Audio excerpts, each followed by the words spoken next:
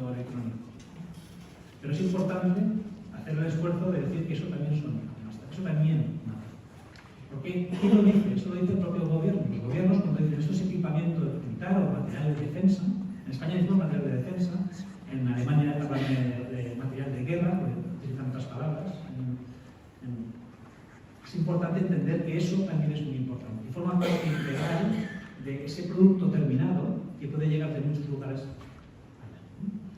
O sea, España sí que exporta muchos componentes y hace acuerdos con empresas. ¿Por qué es controvertido la importación? Imaginad que somos, que sois el gobierno israelí.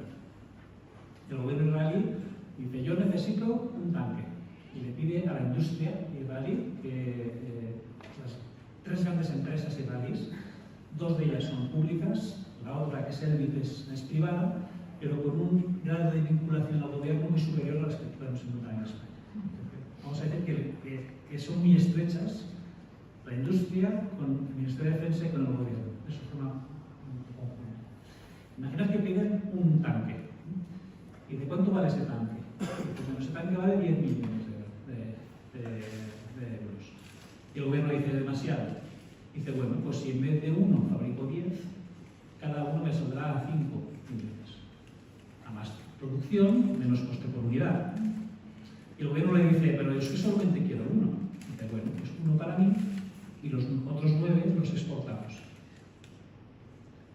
Yo gano más dinero y tú haces más relaciones internacionales. Porque exportar armas no es lo mismo que exportar tomates. Es decir, cuando exportamos tomates hablamos de negocio, de dinero, de relaciones comerciales. Cuando exportamos armas también hablamos de negocio y de dinero, pero sobre todo hablamos de geopolítica. Las armas se les venden a algunos países y a otros no, a algunos se les dan unas condiciones, a otros con otras condiciones.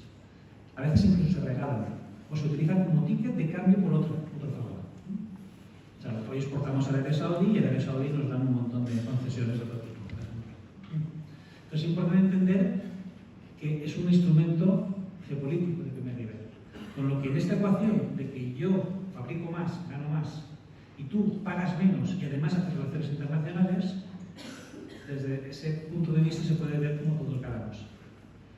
¿Qué estoy diciendo? Que Israel necesita producir mucho más de lo que necesita internamente y necesita exportar muchísimo para abaratar lo que hace en Gaza y lo que hace en Israel. Dicho de otra manera, las maneras que tiene Israel de hacer las operaciones armadas y las maneras que tiene Israel de hacer la ocupación en Palestina serían inviables sin las exportaciones israelíes. Lo que hay que entender es la importancia de formar parte de ese mercado. Es central, ¿no? Sin eso fallaría. Estamos hablando de que Israel es un país pequeñísimo, pero es una de las mayores potentes exportadoras del mundo. De largo es la principal per cápita. Muy poca gente, o sea, exporta muchísimo más que Estados Unidos o cualquier país per cápita.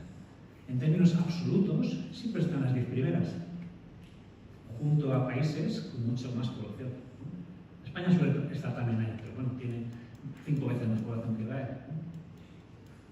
Entonces es importante entender ese componente de las exportaciones israelíes. Tradicionalmente, 3/4 partes han sido de tecnología. Y esa tecnología sobre todo es militar. O sea, las exportaciones de Israel en general suelen ser militares, suelen ser armamentísticas.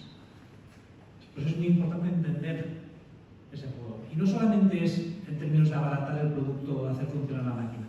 También cabe entender que eso que llamamos en España como puertas giratorias, ¿sabéis lo que son las puertas giratorias en España? Hoy estoy en el gobierno, mañana estoy en la empresa privada, hoy que estoy aquí favorezco lo que voy a hacer después, luego vuelvo al gobierno, ese tipo de efectos que está regulado, que a veces te dicen que necesitas pasar un tiempo, ¿no?, para cambiar de sector. En Israel no hace falta hablar de puertas giratorias porque es posible que al mismo tiempo una persona sea el líder de las Fuerzas Armadas, un líder político y el líder de la industria. O sea, pueden coincidir incluso. Es decir, que estamos hablando de algo que está mucho más entrelazado que en el caso de España. Con lo que esas exportaciones, esos negocios, también satisfacen intereses particulares, relaciones de poder internas, o sea, cosas que ya tenemos que ir caso por caso para poder recibir. Esto en cuanto a las importaciones. Pero esas importaciones suceden en España porque España ha asignado una serie de contratos a unas empresas israelíes. ¿Cómo funciona la contratación? Por mucho que digan las leyes de libre mercado, que dicen que es una competición abierta y quien tenga más que ofrecer a menor precio es quien va a ganar, en la práctica sabemos que todos los estados suelen intentar favorecer a la producción nacional, a la industria nacional. Entonces es muy difícil por la empresa de fuera conseguir un contrato suculento, de mucha relevancia, en un segundo país. ¿Qué es lo que suele hacer Israel? Pues si en España los grandes contratos funcionan con una forma, no de monopolio, pero parecida en algunos aspectos, es decir, hay unas empresas muy grandes que suelen ganar los contratos cuando se presentan. Con esto no quiere decir que haya muy pocas empresas de armas en España, hablamos de muchísimas, de algunos centenares, pero hay unas que son más gordas que otras. Entonces, si tú eres una empresa israelí y ya sabes que determinadas empresas tienen muchos puntos para ganar los contratos, tú vas a intentar asociarte a esas empresas, hacer una producción conjunta para intentar acceder a ella. La empresa española puede proporcionar tecnología y experiencia en algunos casos, pero sobre todo proporciona el acceso al contrato, y la empresa israelí proporciona pues, ese valor añadido de la marca israelí, que básicamente es tecnología muy avanzada y productos probados en combate. Esto que puede sonar feo, a lo mejor en este lugar, a mí me parece feo, cuando vais a una feria de armas es algo muy atractivo. No es lo mismo probar las armas en un laboratorio, con un ordenador en un simulador, que probarlo contra personas en condiciones reales. Eso en el sector de las armas se ve como un valor añadido. Y Israel lo publicita. Si alguien tiene interés y tiempo y ganas y escrúpulos de entrar, por ejemplo, en la web de Elbit y veis a los productos uno por uno, veréis que los productos muchas veces aparece una línea y te dice esto está aprobado en combate. En la última ofensiva, desde el 7 de octubre, hay una serie de nuevos productos que se han aprobado por primera vez en la franja de Gaza. En las próximas ferias, los productos serán publicitados como probados en combate en Gaza. Y eso tiene atractivo en las ferias. Una feria no es nada si no tiene unos cuantos stands de la industria israelí, porque es muy puntera también. Entonces, ese contrato se realiza en una empresa nacional que proporciona puestos de trabajo, eso al gobierno también le gusta, que al final la producción va a ser con trabajadores españoles, con una empresa israelí que va a proporcionar ese saber hacer, esa tecnología y esa experiencia. Normalmente eso suele ganar. Lo que también es interesante saber es que esta misma fórmula se puede replicar en otros países. Me explico. Si estamos hablando de Brasil, en Brasil también existe producción de armas. Puede ser que una empresa brasileña que ya tiene unos vínculos con una empresa española, una empresa israelí aproveche y se meta en un consorcio A3 para también añadir ese valor añadido de ellos.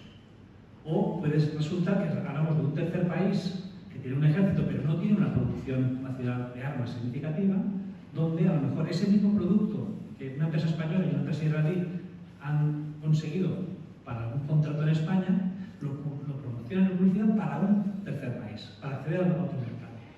¿Qué es lo que estoy diciendo? España, para Israel, no solamente es un mercado, sino también es una puerta de acceso a otros mercados. Sobre todo América Latina, donde las relaciones están establecidas desde hace muchos años, son fuertes en algunos casos, y también, y esto es lo que quizás es más llamativo, en el mundo árabe. Es decir, hay países que no tienen relaciones diplomáticas con Israel, que tienen productos de defensa con tecnología israelí. Esto, dicho así, no se aceptaría la opinión pública en muchos lugares, pero como al final hablamos de piezas, componentes, esto se suele pasar, puede pasar. Entonces, este componente, este valor añadido de España, sería también como puerta de acceso a. Pero esta misma fórmula también funciona en otros países. No solamente España quien tiene esos misiles Spike, Holanda también los tiene, o Francia o Reino Unido también tienen otros productos, porque Reino Unido ya no están. Entonces es entender esos contratos como parte de este todo. ¿Cuál es una de las gracias que tienen los contratos? Si yo hoy contrato un equipamiento, un sistema, por ejemplo, de drones, bien, a los 2 años, esos drones ya necesitan mantenimiento. O mantenimiento o eso que llaman el upgrade, que es la nueva versión, ¿no? Tengo la versión 2.0, pero ahora ha salido la 3. Pero bueno, yo quiero que me hagan la 3, ¿no? Quiero tener lo último. ¿Quién hace ese mantenimiento o esa modernización? La misma empresa que ganó el concurso en su momento, porque es un producto suyo. Entonces, muchos de los contratos que han salido después del 7 de octubre corresponden a mantenimiento o modernización de productos adquiridos con anterioridad al 7 de octubre. Es decir, hay una relación de dependencia que sí, ahora mismo sería muy difícil para el gobierno español y, insisto, este mismo caso aplica a otros gobiernos porque la empresa que facilita su producto también facilita esa dependencia, va con el paquete. Pues corresponde, o sea, esa dependencia estaba creada desde hace muchos años. En el caso de los misiles Spike, estoy hablando de hace más de 20 años. Entonces, hay gente en el Ministerio, en el Congreso o en el Ejército Español, o sea, con el que he tenido la ocasión de hablar, que me dice, mira, Alejandro, eso que decís de un embargo de armas sería como dispararnos en el pie. Porque hemos creado esa dependencia. Y cuando dices, ¿y por qué has creado esa dependencia con un país así? Porque Israel, pues, tradicionalmente no se ha portado bien con la población palestina, como sabéis. Y dice, bueno, esto corresponde a otro gobierno, esto pasó antes. Pero incluso en el caso de que compráramos esa argumentación, no la compro, la pregunta es, ¿cómo es posible que después del 7 de octubre España haya generado nuevas dependencias? Es decir, haya hecho nuevos contratos con unas empresas por determinados productos donde ya saben que en un futuro esas mismas empresas van a ser las encargadas de hacer esa modernización, pues actualización, pues mantenimiento. Es decir, sabiendo lo que sabemos que ha pasado después del 7 de octubre, no solamente se ha mantenido la dependencia acumulada anterior, sino que se ha generado nueva dependencia. Además, esa nueva dependencia es, como en algunos casos del pasado, sobre productos extremadamente sensibles. Por ejemplo, las comunicaciones. Israel sabe muchas cosas de España. Muchísimas. También sabe las sensibles. O sea, si hay eso que hablamos de seguridad nacional, si hubiera podido haber una amenaza y más, viene precisamente por ahí. Porque tiene acceso, tanto como Estados Unidos, a las cosas que se hablan según en qué lugares, los voy a dejar aquí. Pero entendamos que hay un tipo de dependencia que es más sensible que otra dependencia. Y esa no solamente es que se ha acumulado, sino que se ha generado nueva. Un ejemplo es ese contrato que se ha asignado a la empresa Palantir. Quizás suena. Palantir es una empresa de Estados Unidos gigantesca, donde toca lo más sensible de las comunicaciones. De hecho, lo que hace es intercepción de comunicaciones. Intercepción es para pillar según qué cosas, ¿no? Esa empresa no es israelí. Tiene capital israelí, pero no es israelí. Pero os invito a que miréis lo que está haciendo Palantir en Gaza. Es precisamente la empresa que está ayudando al ejército israelí a identificar objetivos, a seleccionar y a decir determinadas cosas que tienen que disparar. Está ayudando en eso. Y además lo está haciendo con orgullo. Es decir, muchas de las cosas que se están haciendo con Israel en los últimos años se esconden, pero en algunos casos se publicitan de una forma ostentosa, de una forma incluso grotesca. Esa misma empresa, después de haber hecho esta ostentación, ha ganado un contrato en España, no menor, usando de algo fuerte, tanto en volumen económico como en significancia del producto, que es, como digo, interceptar comunicaciones. Esto no ha cambiado desde el 7 de octubre. Ha sido una dinámica parecida. En algunos casos por dependencia, pero ha seguido generando más, y cada vez hay más, y cada vez hay más. Y del interior, en el seno del ejército español, se dice, no, es que no puedes tú ahora decir que no van a haber exportaciones e importaciones, porque esas importaciones son para nosotros. O no vas a decir que no puede venir esa empresa a hacer este mantenimiento, porque es que necesita ese mantenimiento. Bien, eso es para entender por qué suceden algunas cosas, pero no por esa dependencia, lo que estoy comentando es menos denunciable. Esto en cuanto a a los contratos. Seguro que estoy dejando cosas, pero espero que ahora cuando termine pues podamos profundizar en lo que consideréis oportuno. Un cuarto aspecto, como decía, es el tránsito o el transbordo. A mí me parece, junto con los contratos y esas relaciones a nivel empresarial que se generan, me parece que, por cierto, otro ejemplo, cierro antes de entrar en tránsito, recordaréis quizá que en diciembre España hizo unas exportaciones a Israel y el gobierno salió defendiendo, en diciembre de 2023, que eso eran vehículos, tanques, hablamos de unos 44-45 millones de euros, que se exportaban a Israel, pero para que luego desde Israel se exportaran a Filipinas. Quizá a alguien nos suena esto. Eso es un ejemplo de lo que estoy diciendo de hacer consor. Hay un tipo de vehículo, que es el blindado Pizarro de siempre, que ha hecho lo que antes era la empresa pública de Santa Bárbara, que ahora forma parte de un conglomerado muy gigante de Estados Unidos que se llama General Dynamics. O sea, sigue llamándose Santa Bárbara, pero el propietario es de Estados Unidos, que en distintas fábricas en España, en Asturias, de donde vienen estos tanques, fabricaba lo que es el vehículo. Esto se enviaba a Israel y Israel le ponía lo que es la torreta, que es donde la torreta es desde el cañón a lo que gira y distintos aspectos. Se ensamblaba la torreta, lo que hace el BIT Systems. El BIT Systems es la empresa más grande de armas israelí y la más significada por lo que hace en Gaza. Y ese conjunto se iba luego a Filipinas.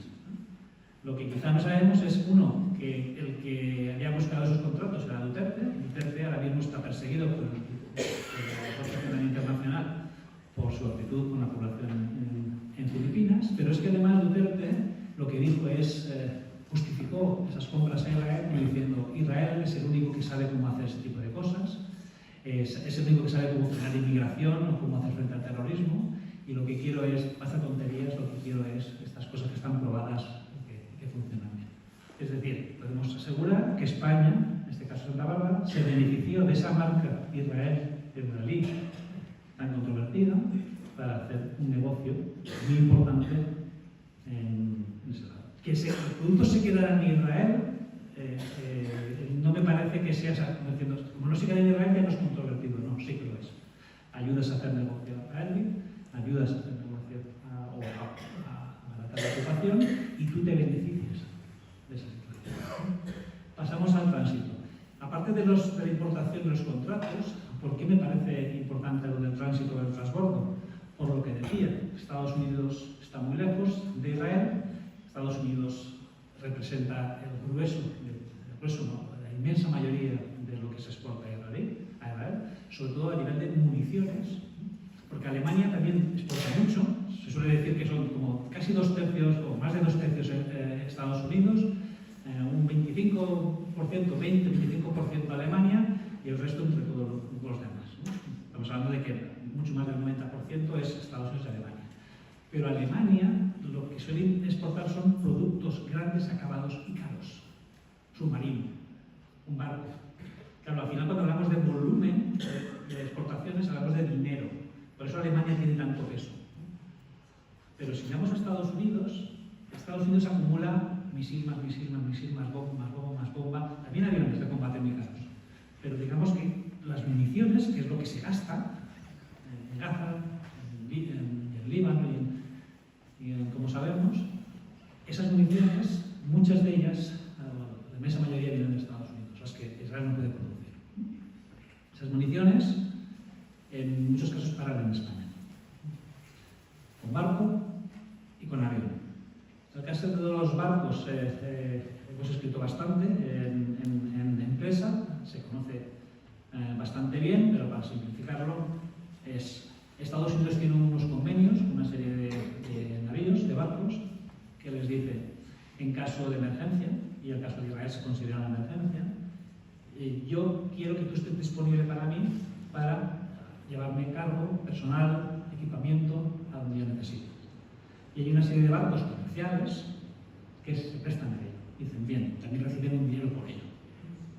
Esos barcos, en la mayor parte de los casos que yo he buscado, paran en Algeciras.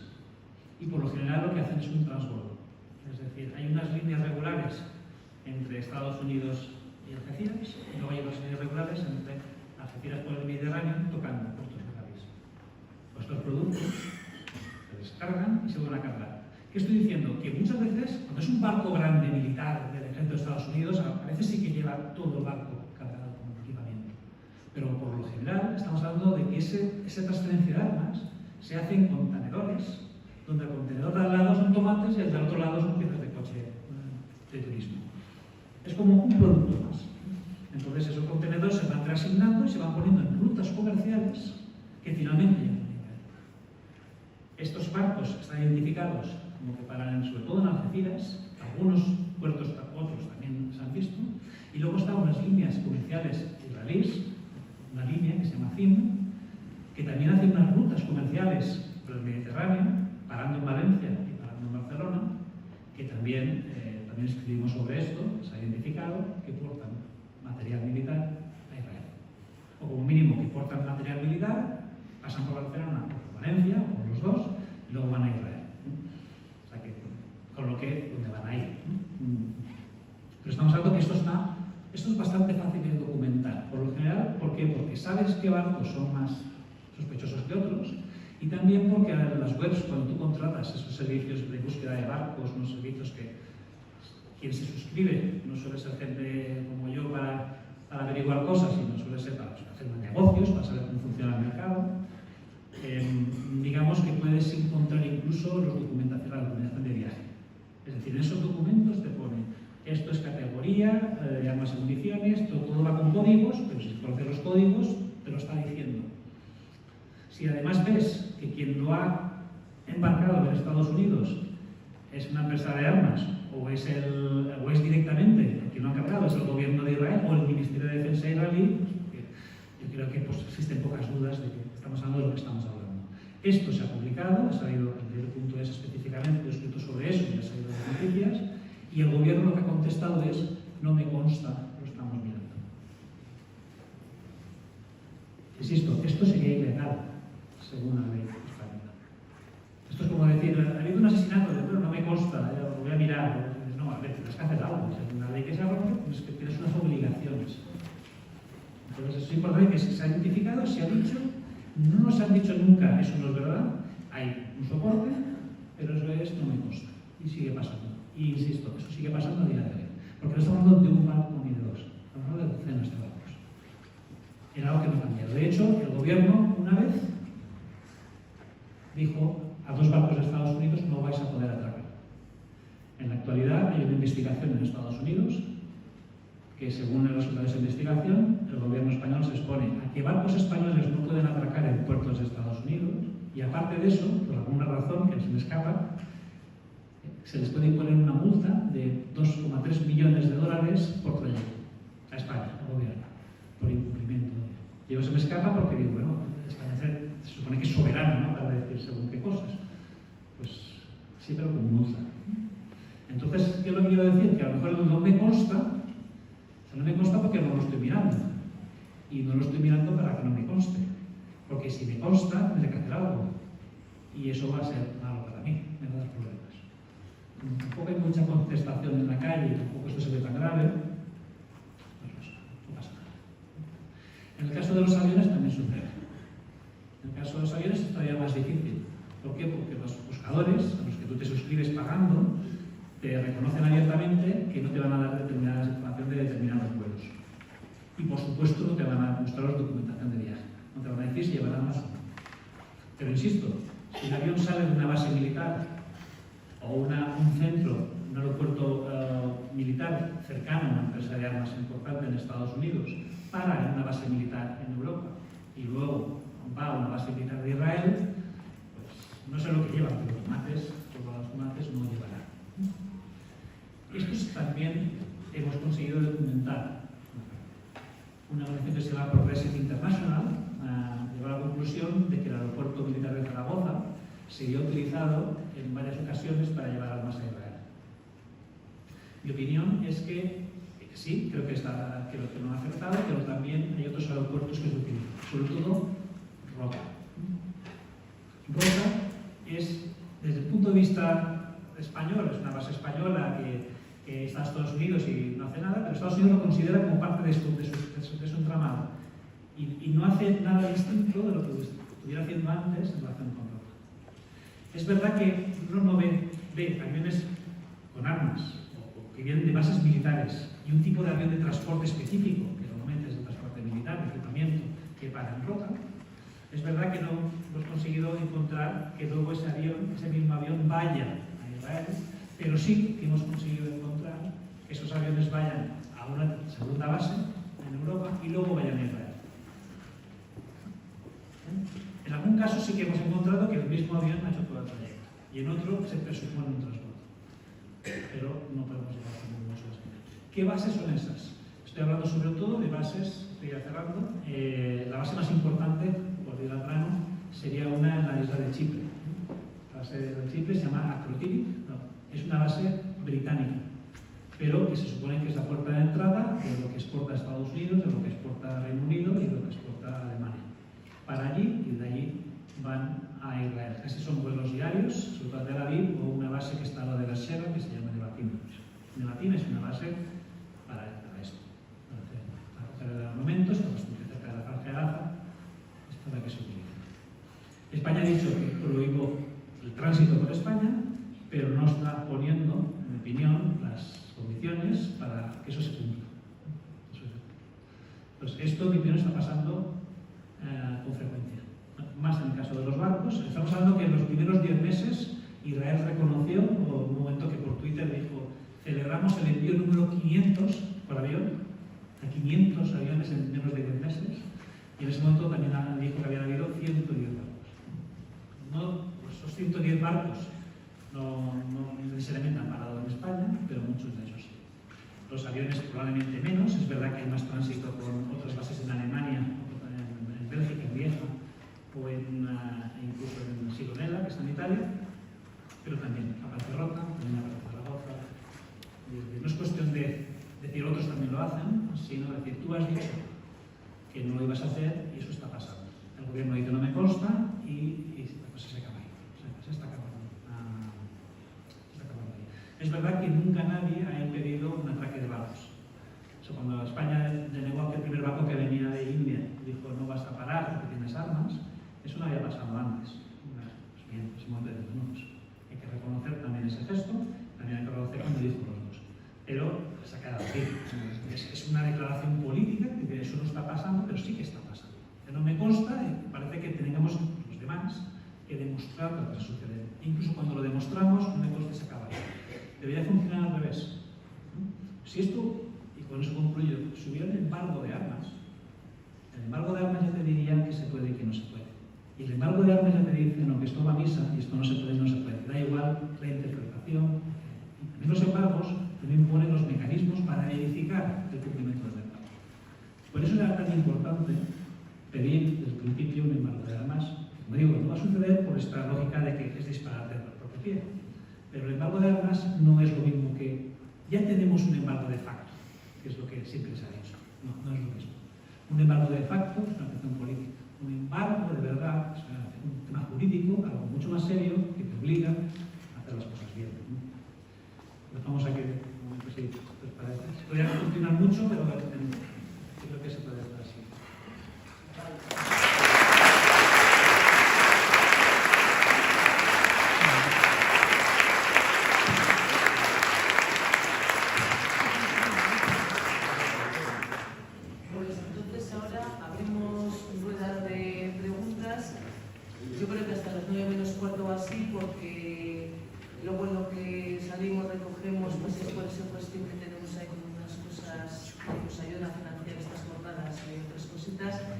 Para las 9 pasar a la concentración, así es que podéis empezar a pedir palabras.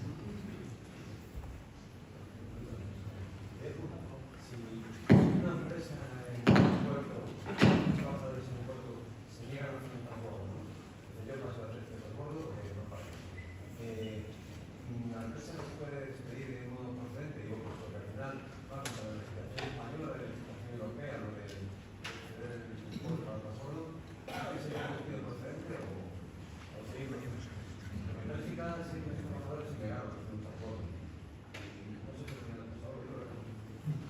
problema de esto es que se suelen enterar los trabajadores a posteriori, pues cuando las cosas hayan pasado. Y en alguna ocasión sí que se ha anunciado y sí que se ha habido movilizaciones y en algunas cosas han habido protestas. Yo creo que sí que se presentó pedir, pero la verdad que es una opinión y no tengo nada. Pues otra cosa es que se intente que esto no haga mucho ruido, que no se note mucho. O sea, la mejor forma es, si tú te toca el turno hoy y tú vas a hacer boicot, pues ya te cambia el turno, ¿no? Ya está. Pero al menos con la gente que he hablado, de estiladores y demás, me decían siempre es que nos enteramos cuando ya ha pasado, ¿no? En algún momento, en algunas webs en España sí que te decían, va a venir un barco, en mercancía te ponía unos códigos, te decía clase 1C, son explosivos, según donde atraquen, porque si te llevan explosivos tienes que atracar en un billete especial, diferente, y a veces antes sí que daban una serie de información. Pero es bastante interesante que algunos de esos puertos, de esas webs, ya no dan esa información. Después de las denuncias que han habido. Lo que a veces, pues, también, al parecer, porque bueno, hay gente que tiene contactos en todos los sitios y algunas veces sí que se ha intentado contactar con gente del puerto, pero no tienen mucha información. Y todo esto es intencional. Pero para responder a tu pregunta, creo que sí que se puede despedir, pero es una opinión, no lo sé. En verdad no te lo puedo decir, eso es así. Dado que no parece que el paro de la masa de declarar, ¿qué narices podemos hacer? Esa es la pregunta tan difícil que dices, sí, vale, todo muy mal. Entonces, y ahí no, me cuesta, pero no debería costarme. Es decir, es muy importante, bueno, ver, sí. Entonces, entiendo que las otras tres charlas, sobre todo la que tendréis con Alice y con Ana, pues os van a poner muchas opciones sobre la mesa. Para mí, lo importante es bueno, entre otras cosas, es ser consciente de esto, decir, no basta.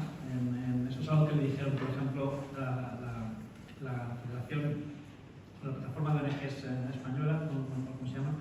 Una reunión que tuvieron con Álvarez decía, mira, España es singular en su posicionamiento y ha hecho todo esto, le dijeron no es suficiente, ¿no? Lo dijeron muy claramente.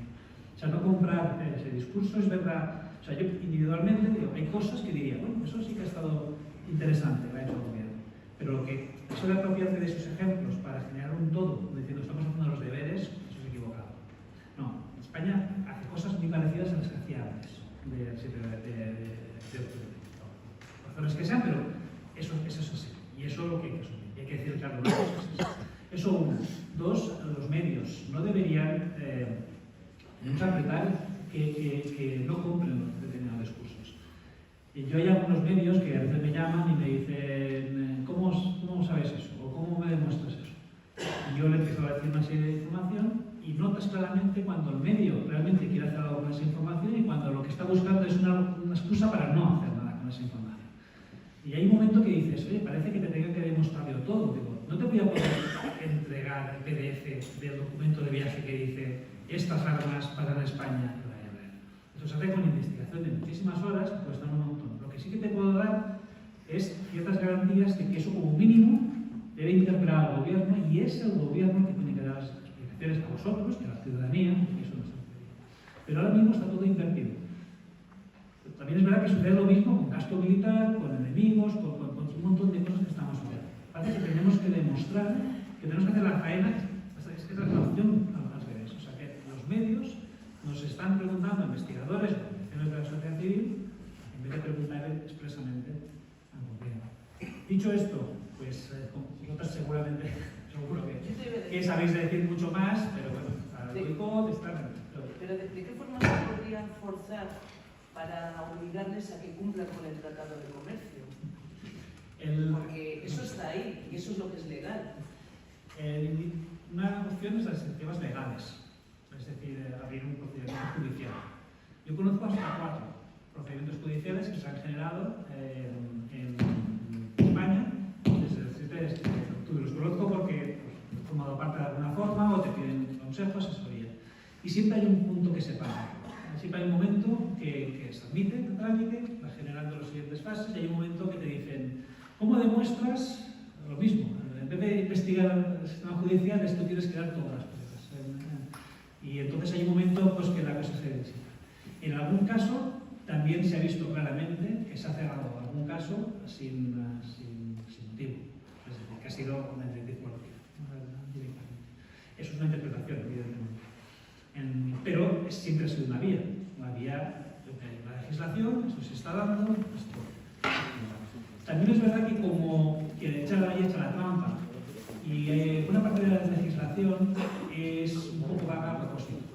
Por ejemplo, antes os decía que la ley de exportación de armas no dice que no tienes que exportar cuando hay se violan los derechos humanos, cuando hay conflicto armado, etcétera, etcétera.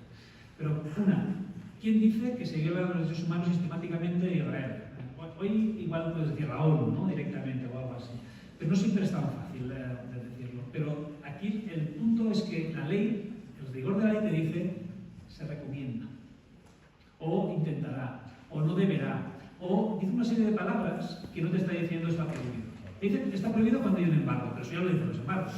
Dice de una forma, por ejemplo, una vez Reino Unido argumentó, es verdad que este armamento que yo estoy dando se utiliza para ensamblar en ese helicóptero que luego mata a palestinos.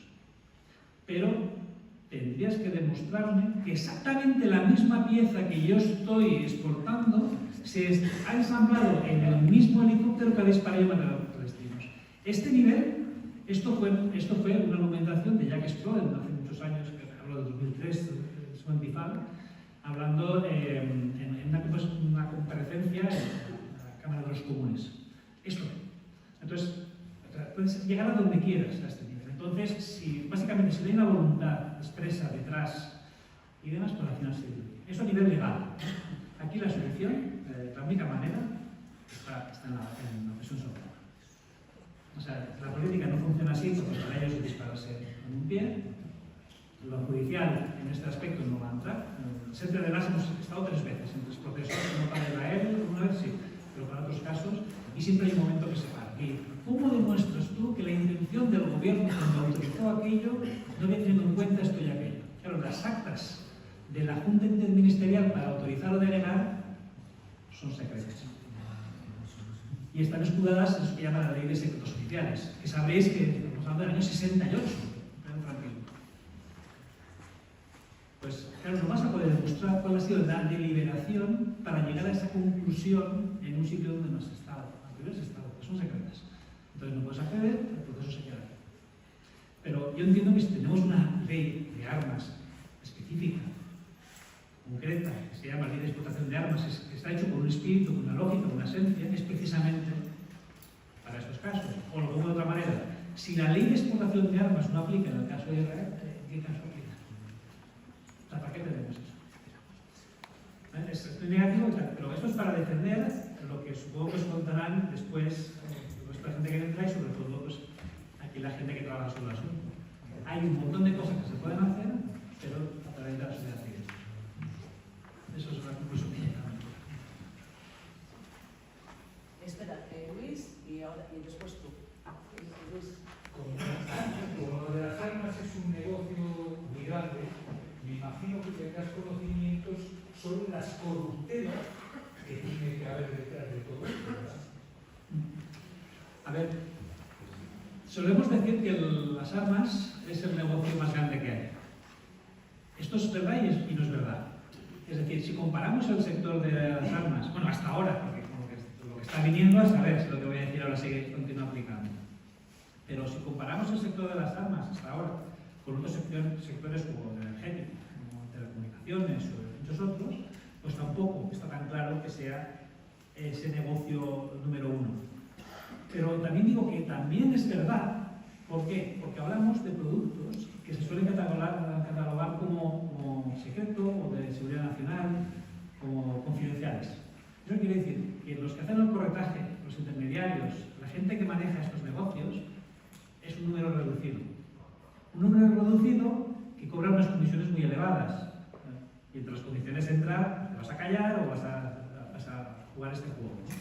Entonces, como hablamos de mucho dinero, pero sobre todo de muy pocas personas, el volumen que te puedes agenciar tú por trabajar en este sector puede ser enorme. Enorme. Por probablemente mucho más elevado en otros sectores donde hay un volumen económico más fuerte, pero hay muchos más actores implicados. No sé si me estoy explicando. Por eso, eso va ahí. En corrupción, en verdad no hace falta hacer mucha corrupción. Es decir, todo lo que estoy diciendo en general es legal. El comercio legal es el que es entre gobiernos. A no ser que haya un embargo expreso, y embargos expresos nunca hay sobre un país del centro del sistema internacional, siempre son contra la periferia, ¿no? Esos países que no cuentan nada. O sea, por ese embargo en países que no producen armas, pero Israel nunca va a estar sometido a un embargo de la ONU, y al igual que nunca lo va a estar ningún país aliado de cualquiera de los 5 grandes del Consejo de Seguridad, que son los 5 que tienen poder de veto. Pero claro, pensar en un país que no sea aliado ni de Francia, ni de Estados Unidos, ni de Rusia, ni de Reino Unido, ni de China, pues te quedan los países de la periferia, los que no juegan las cartas de las relaciones internacionales. Por eso, esos embargos no van a ir contra esos países. Pero a no ser que hablemos de embargos, todo es desafortunadamente muy legal. Es verdad que luego hay otro tráfico que es el ilegal, es el de las películas, el que se envía a las guerrillas en África o a los diferentes grupos que están en su sede, pero ese volumen económico estamos hablando de una cosa muy reducida en comparación con lo otro.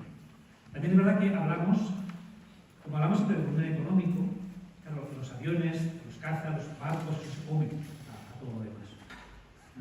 Es decir, España exporta normalmente 2-3 millones de euros en municiones a Ghana cada año. Y de Ghana es conocido como un país que luego exporta a otros países, ¿no? Sí, y también puntualmente, bueno, hace unos años vendió unas fragatas a Noruega, 200 millones de euros. Y de los 200 millones de euros en la fragata, 3 millones son las municiones más ligeras que se envían a Ghana. Para mí es más controvertido los 3 millones que los 200 en este caso. O sea que no siempre los volúmenes económicos corresponden con la sensibilidad del asunto.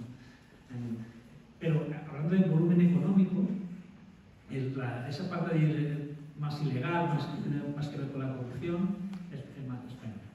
Existe y es muy importante y hay que perseguirlo. Pero aquí el mensaje que quería trasladar es que desafortunadamente casi todas estas cosas que estamos hablando son legales, porque ya he dicho al principio que para mí todo esto es ilegal porque hay unos tratados, etc.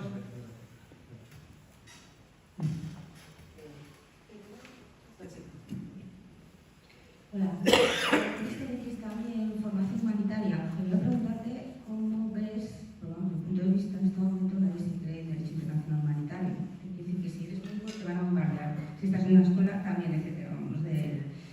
Y sobre todo después de lo que estamos viendo ahora mismo, este mismo año en Gaza, en Cisjordania.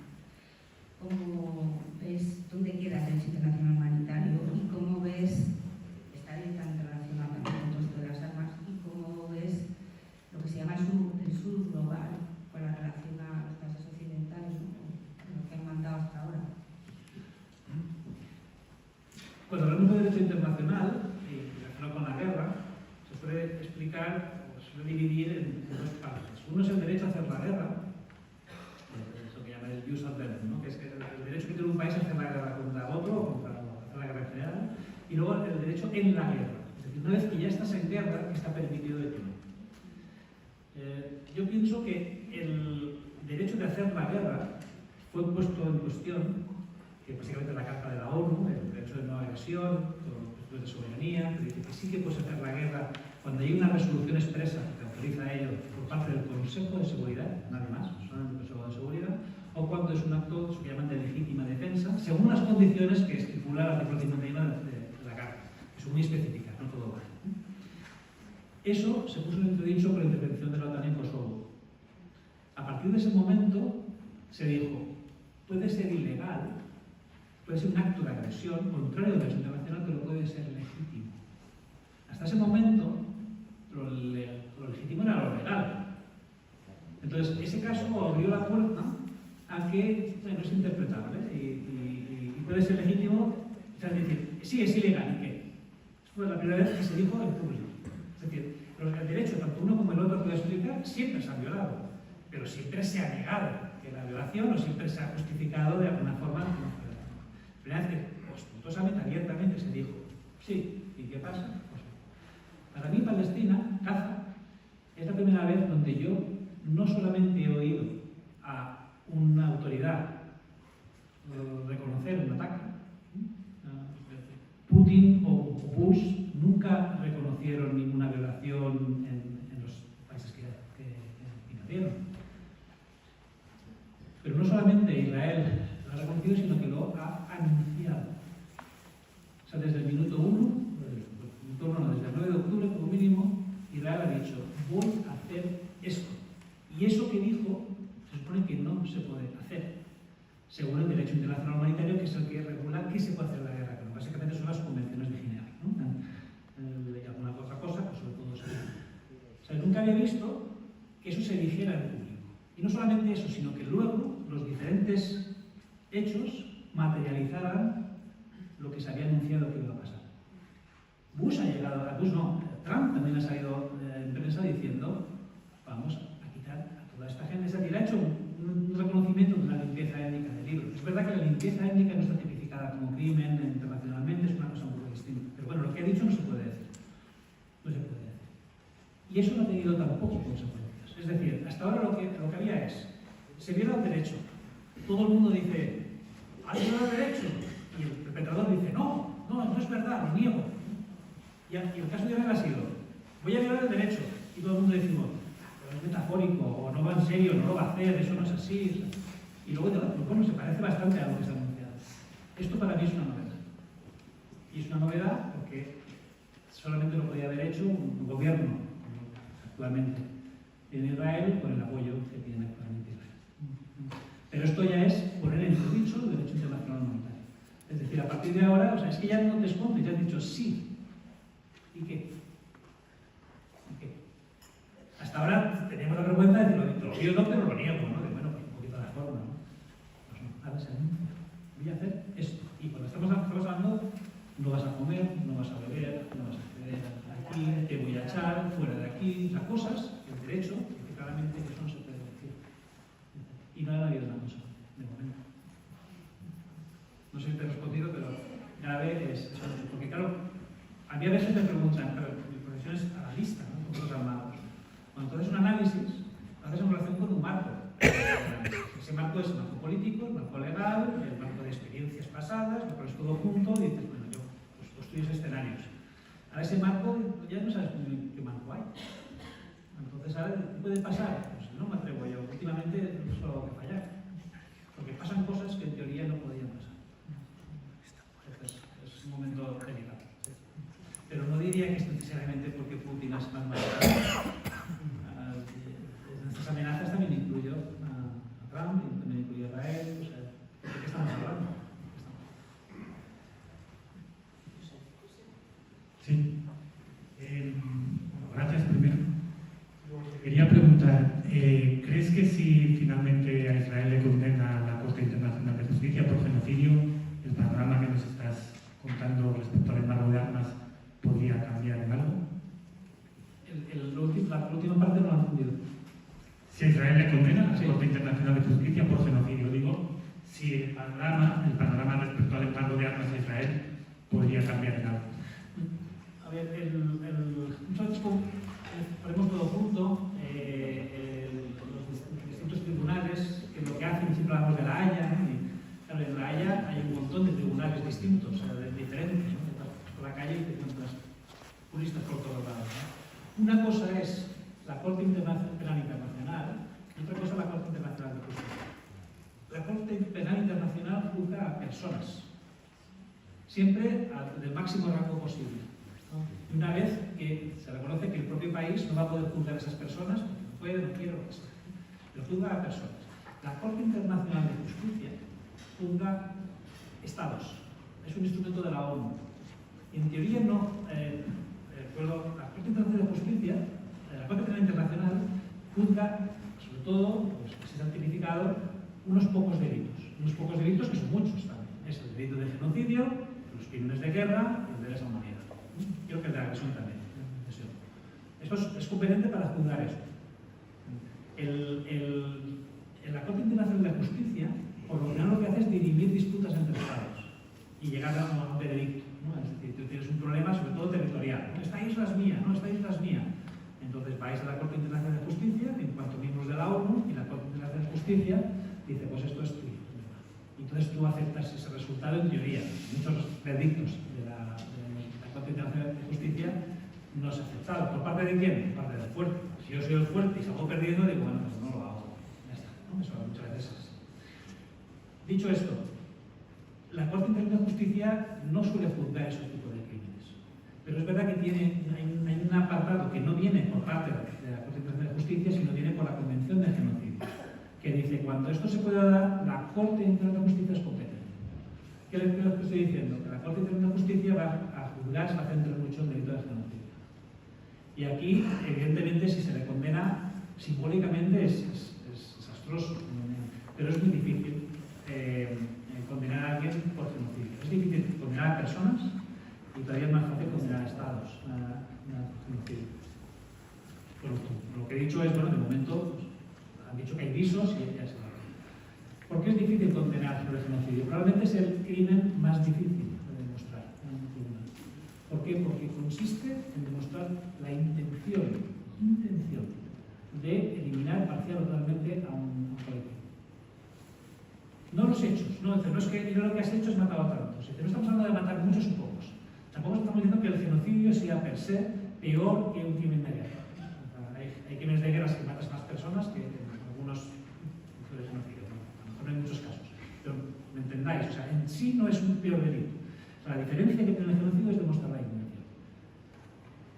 En la Convención de Genocidio data de, creo que del año 51, si no me equivoco bien, 1951. La primera persona que estuvo condenada por un delito de genocidio fue en el año 98, es decir, 47 años después. Y fue una persona relacionada con el genocidio de Ruanda. Esto debe bastar para demostrar que para un juez es difícil llegar a una conclusión diciendo tú tienes la intención de hacer las cosas de esa forma. Es decir, en el caso de Israel en Gaza, creo que está todo sobre la mesa, ¿no? Todos los posibles delitos están sobre la mesa y más de uno creo que está clarísimo.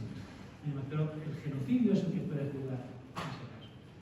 En el caso de Israel, quizá va a ser un poco más sencillo, por lo mínimo, entrar a hablar de intención. ¿Por qué? Por lo que decía antes. Porque es que han salido el ministro de Defensa, y ha salido gente diciendo, voy a hacer esto.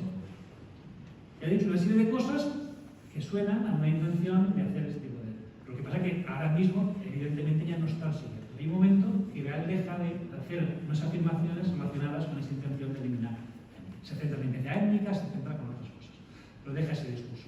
Pero ha dicho cosas. Vamos a ver qué viene. Claro, es muy difícil. Aquí no hay vetos, pero sí que es verdad que va a ser difícil. No sé si la intención de Sudáfrica es realmente condenar a Israel, porque esto sería un hito en el derecho internacional. Si eso pasara, yo creo que el descrédito hacia Israel será tan importante, tan fuerte, que habría una reacción específica también interna. Pues, soy escéptico, pero porque me dedico al tema de las guerras y es así. Pero no quiero transmitir ese ánimo, ¿no? En ese aspecto. No sé qué pasaría, pero sería una cosa gravísima, sin precedentes. Y además, el crimen de genocidio viene después de la Segunda Guerra Mundial. Es decir, es precisamente lo judío uno de los más significados en el origen de la convención. O sea, simbólicamente es demoledor para la opinión pública israelí. Pero ya veremos. Pero este tema de la intención es muy importante ver, pero también es verdad que dices, y lo has dicho, te has quedado tan pancho, te has dicho eso, pues ahí, en libros, delante de todos los medios de comunicación. Pues es algo también nuevo. Entonces, un gran interrogante, no sé qué va a pasar, evidentemente, si se condenara sería realmente muy relevante. Pero bueno, estoy escéptico. Este caso, no me escuché mucho su último video. A ver, Sí, yo quería- hay palabras. Con lo mismo, pero una cosita. Decía, sí, es respecto a lo mismo. El Tribunal Penal Internacional ya admitió órdenes de arresto para Netanyahu y Gantz. Yo me refería a la demanda de Sudáfrica por genocidio a Israel. Con esto último me has contestado. Podría añadirte, respecto al acuerdo comercial preferente a la Unión Europea e Israel, nuevamente si les condenan por genocidio, también en base a tu experiencia, podría ser un poquito más optimista. A ver, dos cosas. He mencionado el Corte Internacional de Justicia. También está el proceso contra Netanyahu y contra el ministro de Defensa en el otro lado. eso también puede pasar, eso sí que podría llegar al puerto. Y eso también es verdad que al final eso depende, o sea, lo que le iba a impedir a Netanyahu y el ministro de Defensa es llegar a determinados lugares porque podría ser capturado. Solamente se moverán entre países enemigos. Ahora, el otro punto que has dicho es muy importante. El principal socio comercial de Israel es la Unión Europea. La Unión Europea no podría no hacer nada si hubiera una resolución condenatoria de genocidio por parte de la Corte Internacional de Justicia. Sería demasiado. Ya. A lo mejor pasa, porque ya, ¿sabes? Ya se espera todo. Pero ya entiendo que eso sería demasiado grave. Y es verdad que solamente por eso ya sería un impacto enorme. Pero estaba más centrándome en el impacto interno de Israel. Pero tienes toda la razón. Sí, por supuesto. A ver, no debería hacer falta llegar a esa resolución. Creo que todo está sobre la mesa, todo está muy claro. Pero ahí están los acuerdos, ahí están los negocios y todo. Quería preguntarte qué credibilidad le das a las declaraciones de la administración Trump diciendo que va a perseguir a los juristas de la Corte Penal Internacional que intenten procesar a Netanyahu. Porque si esto es así, ¿a qué nos atenemos?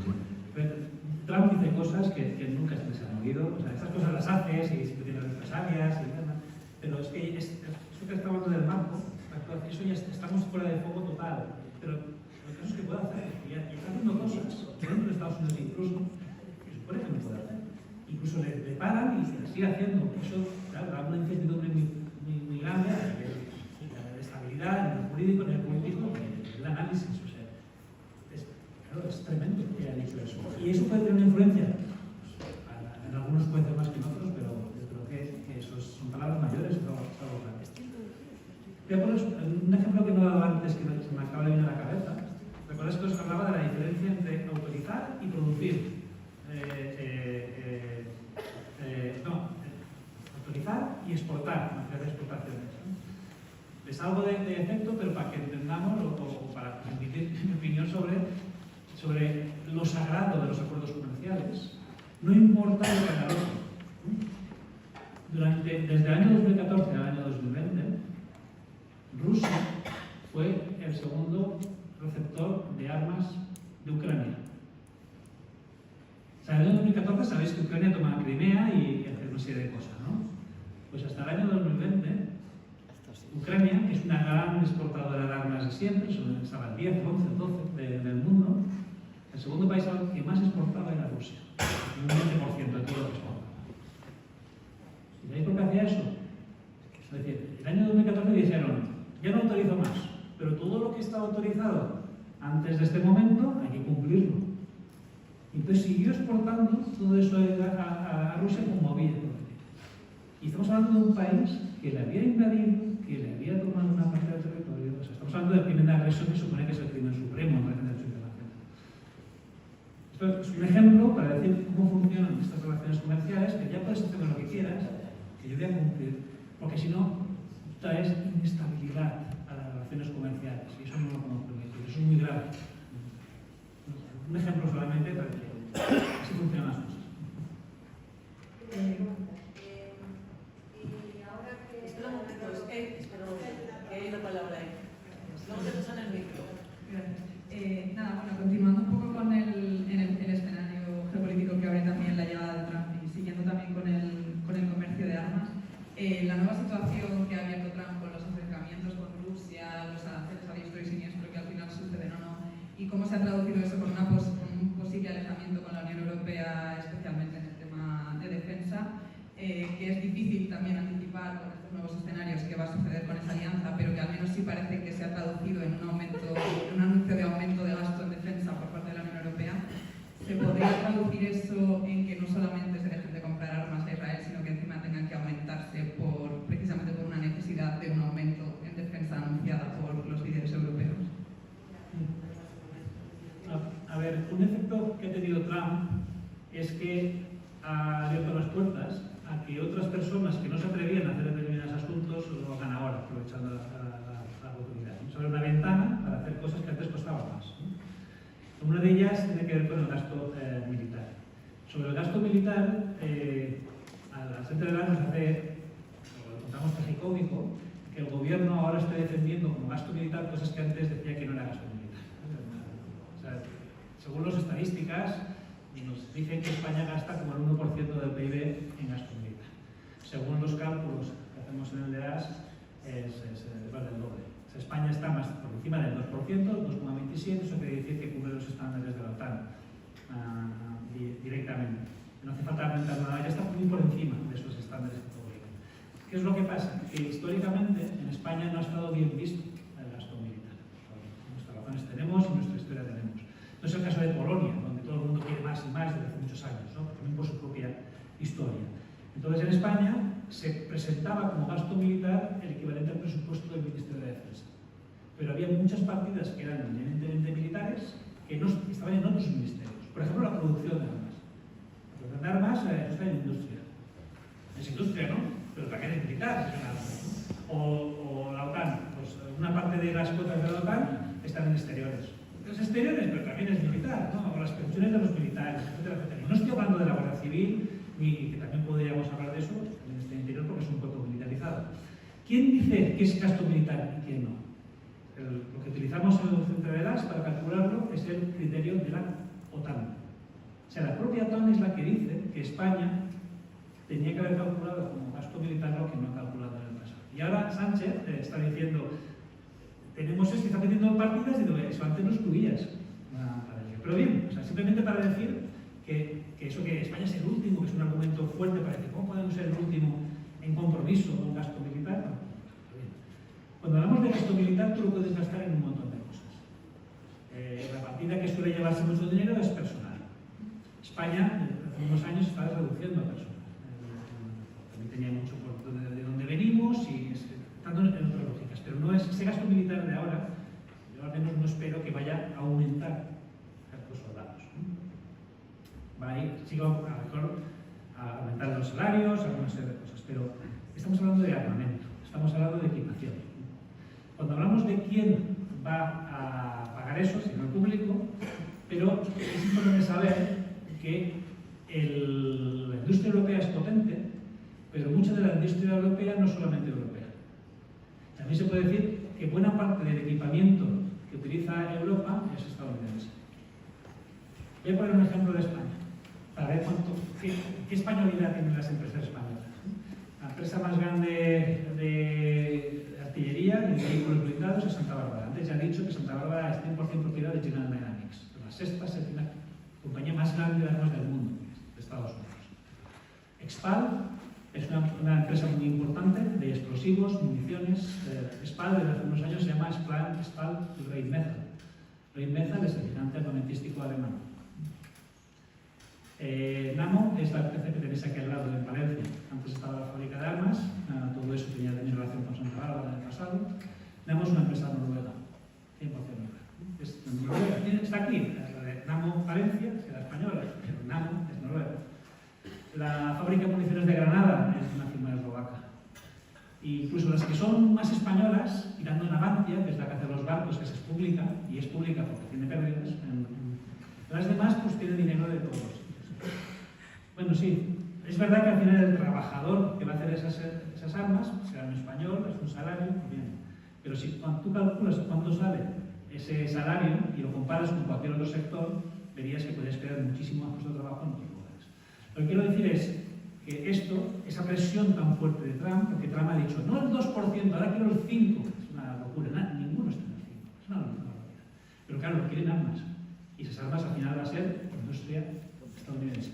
Porque incluso lo que es muy español tiene componentes de Estados Unidos, está por todos lados. Incluso los barcos de Navantia no solamente se fabrican en Navantia, ni mucho menos. Sí. Navantia también tiene productos con empresas israelíes, por ejemplo. Volviendo a punto inicio. No sé si te estoy respondiendo, pero al margen de cómo interpretemos las amenazas, lo que ven, esto es un tema más amplio, y si Putin Rusia es otro tema a abrir, y no voy a negar que preocupación tiene que haber sobre la mesa, pero estamos hablando de otra cosa. Estamos hablando de que ahora es el momento de que... ¿Y cómo lo vemos? Por las entrevistas. Sí, nos llaman mucho dentro de las, opina aquí y allá, pero también ves a quién te invitan a hablar en los sitios y demás. Está como muy seleccionado todo.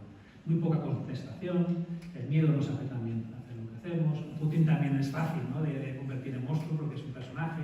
Hemos personalizado mucho, ¿no?, Rusia en ese personaje. O sea, hay muchas cosas para decir, pero como el tema es más industria y tal, sí que quería comentar que todo eso que hablamos de España, que bueno, ¿qué hace una empresa española? Trabajadores españoles, lo demás es otra cosa. Quedan dos palabras por ahí y esta chica que está aquí. Y yo creo que, salvo que alguien tenga alguna pregunta de urgencia, serían las dos últimas intervenciones para acabar con el tiempo. Vale, a ver.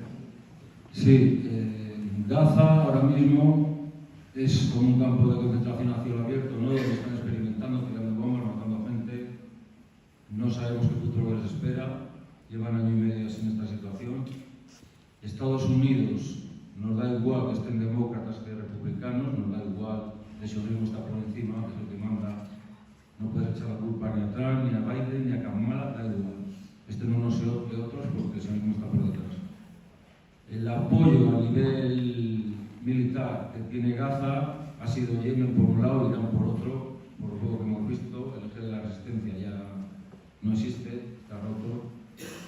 Entonces yo me pregunto, ¿qué pasa? ¿Van a morir los 2 millones de gazapíes ahí? ¿De hambre, sed, bomba? ¿Qué está pasando? O sea, la justicia internacional sabemos que no confiamos en ella porque tú mismo lo has dicho. Para que a alguien se le culpe de un genocidio pueden pasar 40 años y ya no queda aquí nada. Entonces, en la situación que estamos ahora, ¿qué futuro espera la población de Gaza? ¿Qué apoyo tiene internacional? Si estamos viendo que la OTAN, todos los países de la OTAN son cómplices del genocidio, por lo que has comentado tú ahora mismo, que Chipre es una base por la que pasan armamento, municiones, tanto de Reino Unido como de Alemania, como de España, etcétera, etcétera. Entonces, Estados Unidos maneja los hilos, pilotado por el sionismo, la OTAN es cómplice, los países que podíamos llamar los BRICS, no los BRICS exactamente, pero bueno, países que podían apoyar como resistencia, no apoyan tampoco. ¿Qué va a pasar con la población gazatí? ¿Qué va a pasar con esas 2 millones de personas? ¿Qué futuro espera? Porque, vamos, se ve todo muy negro. Lo único que voy a hacer es, ¿qué percepción pueden tener los palestinos? No tengo ni idea qué significa eso. Creo que escuchándote es evidente que nada bueno va a venir de ahí. A mí me desgarra, simplemente pensar y que te voy a contestar con esto, me hace polvo porque es lo que te voy a decir hace unos días y digas, no, ¿cómo va a ser eso? Es imposible que eso sea así. Pasando el tiempo y las cosas se van materializando. Hasta el punto, es decir, que es verdad que Biden en Estados Unidos ha demostrado unas políticas de política exterior muy fuertes, cosa que él negaba, hacía cosas así, las formas sí que cambiaban. También es verdad que Trump ha hecho cosas que nunca han pasado antes, como se cambiar la embajada de un sitio a otro, reconocer anexiones de Golan, etcétera, muchas cosas, pero también es verdad que Biden no revocó nada, o sea, son hechos consumados y todo eso. Las últimas palabras de qué hacer con Gaza en plan que viviera y demás, esto no tiene precedentes, ese nivel de impunidad, pero me temo que es parte de lo que antes apuntaba, no me acuerdo quién, que decía, si se están diciendo quien toque algo, quien haga algo a los jueces, ¿no? Se van a enterar. Es un poco lo que hay, ¿no? Estados Unidos va a tomar represalias sobre los estados, España va a tomar represalias, está tomando represalias ya, que no han secundado todo lo que hay, ¿no? Y me temo que en esta ecuación no solamente hay que meter a Europa, ni hay que meter a Estados Unidos. Es Estados Unidos quien explica esto, en Estados Unidos esto no se podría explicar. Alemania también tiene una parte de responsabilidad y de influencia singular, pero estoy pensando también en los países árabes, estoy pensando en esa lógica que siempre ha funcionado de que las poblaciones siempre han mostrado empatía y solidaridad, que los estados han ido a lo suyo. Claro, ¿qué dijo Trump en su momento? Esa gente tiene que ir a Egipto y a Jordania. Esto en principio es totalmente impensable que Egipto o Jordania puedan aceptar, porque su población esté totalmente en contra. El caso Palestina, aparte de estar justificado como causa de lo gordo que es, estamos hablando de un símbolo de un montón de años en un lugar musulmán. Pero luego piensas y dices, bueno, Egipto lo puede aceptar. Primero, Egipto no se ha portado muy bien, y tampoco se ha portado muy bien desde el 7 de octubre. Tampoco quiero entrar en detalles, pero también tiene un Sinaí súper grande. Pero a mí lo que me preocupa también es lo siguiente. El principal receptor de ayuda, de cualquier tipo, de ayuda estadounidense en todo el mundo es Israel, que se toda militar. El segundo país del mundo que más receptor histórico de ayuda de Estados Unidos es Egipto. El tercer máximo receptor de ayuda del mundo, no sé exactamente el último año, porque supongo que Ucrania ha sido, pero sí, miras a varios años, el tercero es Jordania. Y Egipto y Jordania son el número 2 y el número 3 por la política que tienen en relación con Israel. Egipto tiene un ejército que es un estado dentro de un estado. Tiene sus propias dinámicas, tiene su propio poder. Y ese poder también depende de Estados Unidos. Y yo no me fío de